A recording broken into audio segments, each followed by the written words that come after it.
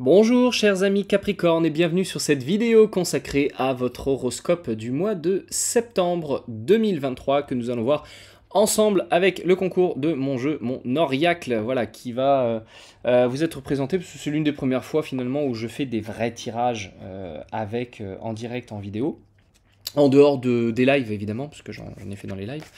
Nous allons voir donc ensemble votre mois sous une forme de tirage réparti en 6 cartes. Alors, je commence déjà par étaler tout ça. Voilà.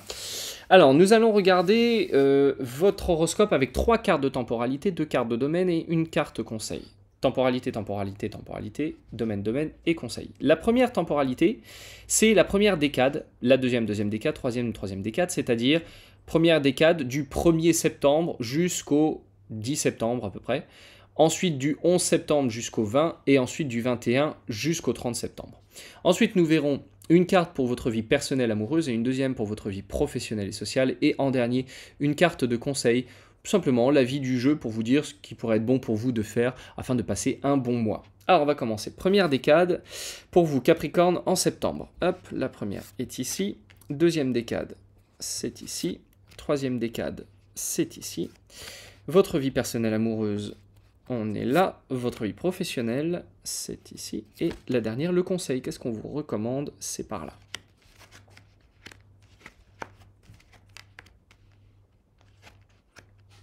Ok, très bien. Je vais essayer de mettre ça à peu près droit pour l'écran, histoire que ce soit joli.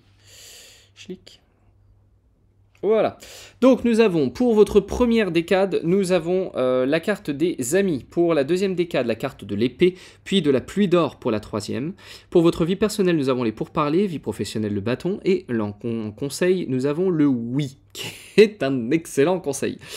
Ok, carte des amis pour la décade. C'est une première partie du mois où les relations amicales seront véritablement mises sur le devant. Se retrouver, sortir, s'amuser, partager, mais également créer des réseaux ou alimenter le réseau ou utiliser le réseau.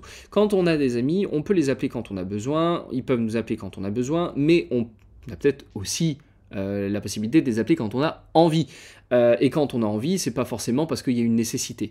Les amis, c'est la carte qui nous donne un peu de légèreté, et à travers la légèreté de l'amitié, on voit toute la puissance de ce lien inextinguible entre des personnes qui n'ont pas de points communs familiaux ou de sanguins, et qui pourtant sont capables d'être présents pour les autres quand ils en ont besoin, parfois de manière plus intense, plus forte que notre propre famille elle-même.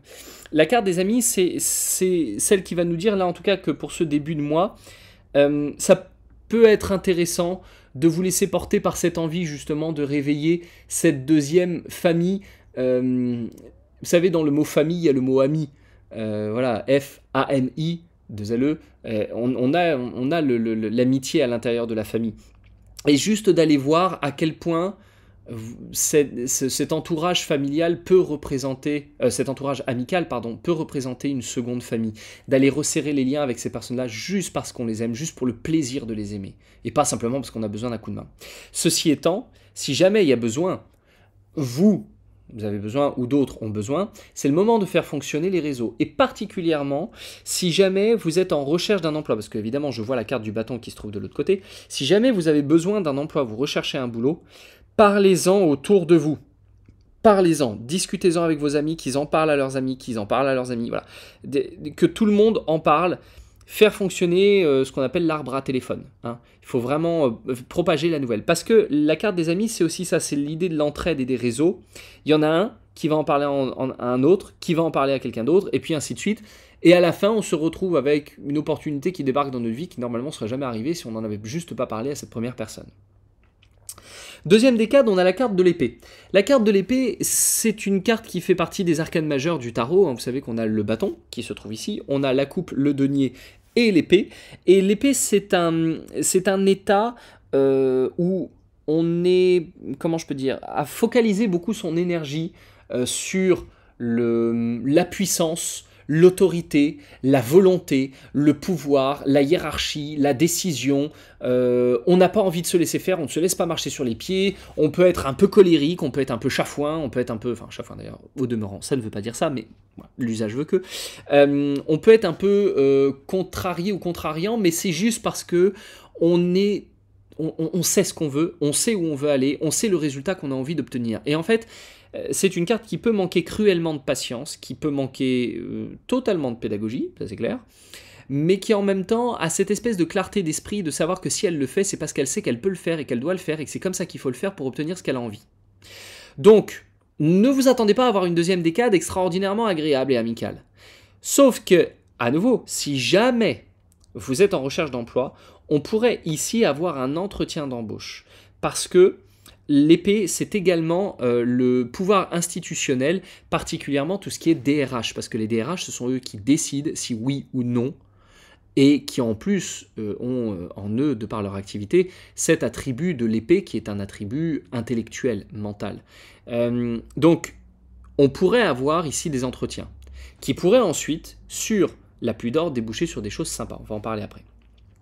L'épée, en tout cas, concernant cette deuxième décade, c'est un peu l'injonction à ne pas se laisser marcher sur les plates-bandes. Voilà, vous avez votre univers à vous, vous avez votre terrain à vous. Si jamais à un moment donné il y a besoin d'aboyer un coup, ça sera à ce moment-là que vous devriez le faire, ou en tout cas c'est à ce moment-là que vous aurez très certainement l'envie ou les moyens de le faire. Donc profitez-en, hein, après tout. Peut-être que vous aurez eu des amis un peu trop pot de colle ici, puis qu'à un moment donné il faudra mettre le haut là en disant non, non mais stop. Après c'est peut-être simplement parce que vous aurez eu un problème et que vous aurez demandé de l'aide à certains de vos proches, et puis à la fin on se retrouve en situation de pouvoir, on récupère une espèce de pouvoir, donc potentiellement un problème qui pourrait se résoudre.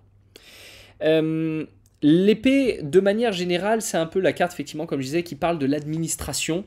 Et si vous avez des démarches administratives à faire, ça peut être un mois intéressant pour mettre toutes les chances de votre côté. Faites un dossier en béton, même si ça vous demande du temps, même si c'est quelque chose de méticuleux, de pointilleux, que c'est un peu casse-pied à faire.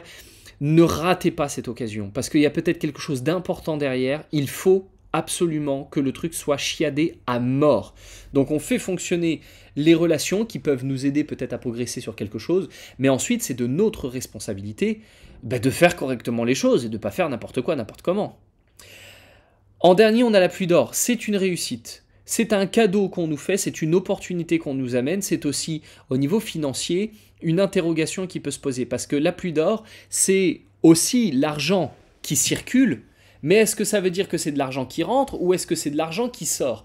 Si c'est de l'argent qui sort, c'est rarement pour de la dépense gratuite comme ça. C'est souvent parce qu'il y a un investissement qui se trouve derrière. Quand on a envie, par exemple, effectivement, on a un projet, il y a quelque chose qu'on a envie de créer, ou on a un projet sur le long terme, un endroit où on a envie de partir, d'aller vivre ou autre, par exemple, ça nécessite des moyens. Il faut de l'argent.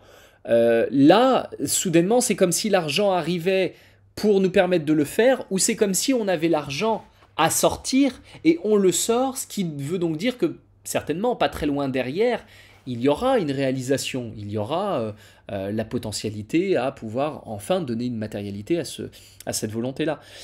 Donc on a quand même un mois qui est pas dégueu, on a vraiment une entraide au début, un pouvoir qui arrive au milieu et à la fin, quelque chose qui apparaît comme un cadeau, donc c'est pas si moche que ça. Si on s'y prend bien ici, mais surtout si on fait fonctionner ça, parce que tout part d'ici, hein, tout part de la carte des amis. Si on rate celle-ci, malheureusement, on pourrait potentiellement rater celle-là, et ces deux-là ont l'air d'être tellement imbriqués qu'il faudrait vraiment pas rater l'opportunité.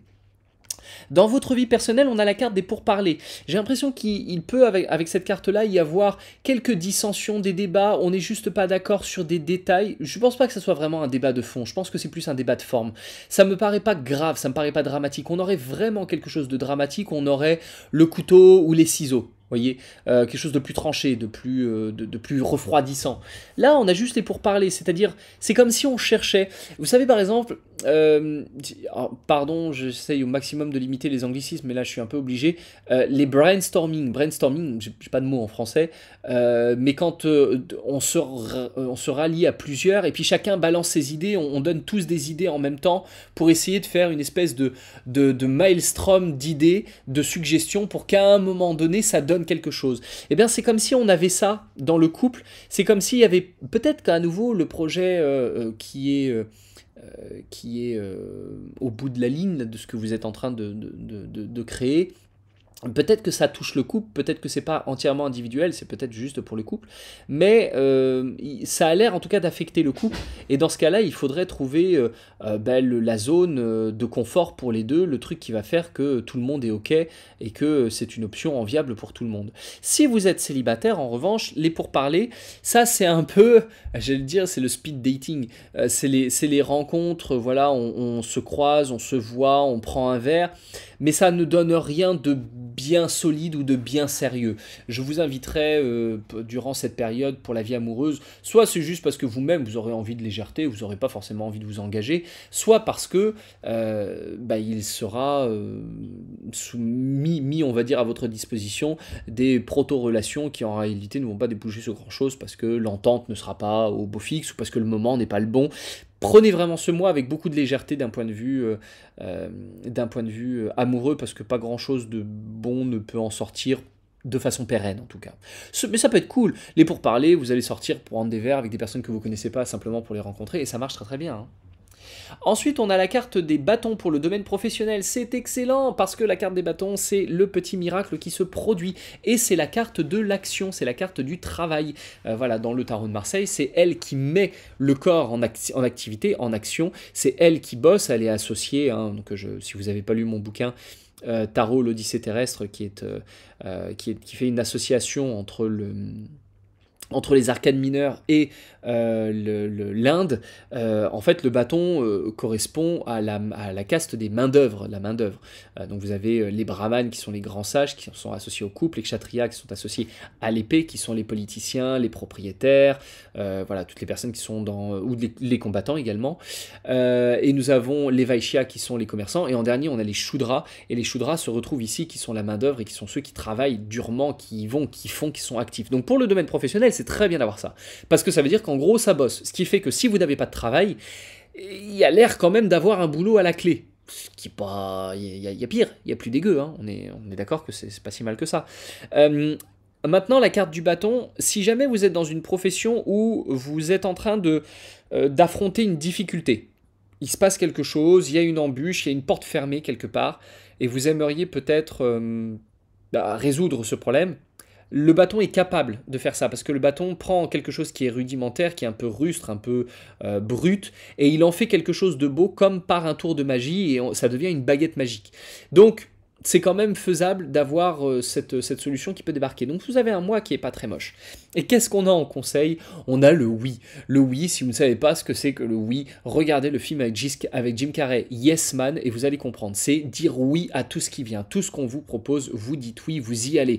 Une opportunité, on y va. Une option étrange qui débarque, on y va. Tiens, ça ne te dirait pas de faire ça? Mais bien sûr, mais bien entendu que j'ai toujours rêvé de goûter cet étrange restaurant qui mélange les frites avec du chocolat en grains. Enfin, on s'en fout. Bon, on va tester. En gros, on va goûter, on va essayer des choses, parce que cette ouverture peut donner des opportunités qui n'arriveraient jamais autrement et qui pourraient bousculer votre vie d'une manière hautement favorable et qui était totalement imprévisible. Voilà pour vous, chers amis Capricorne. Je vous souhaite un excellent mois et prenez bien soin de vous.